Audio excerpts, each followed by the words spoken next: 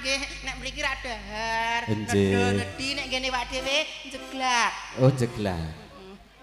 Jeglak ki rada apik. Wong biasane kok badhok kae ngono. Biasane sliramu direwangi kaya ngene kur golek sandang badhok ngono ta ya. Aku gak golek sandang badhok kok, Mas.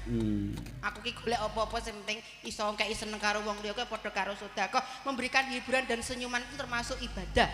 Tumindak sing becik. Lek piye arep sedekah bondo donya sugih ya ora. Ora. Bondo donya ya ora patek duwe. Ora patek duwe. Duwe iki seneng, monggo sing badhe tak sedekahi oleh aku. Ikhlas Mas. Ikhlas tenan ya. Ikhlas. Nyapa to, mandak daging racuwe lah ya Pak ya. Iya, wis ta ora apa-apa. Wong papan panggonane sak nggon-nggon ya ora apa-apa jenenge ikhlas ki.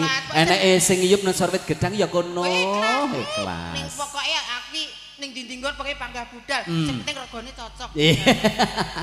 Ayo iki suka pari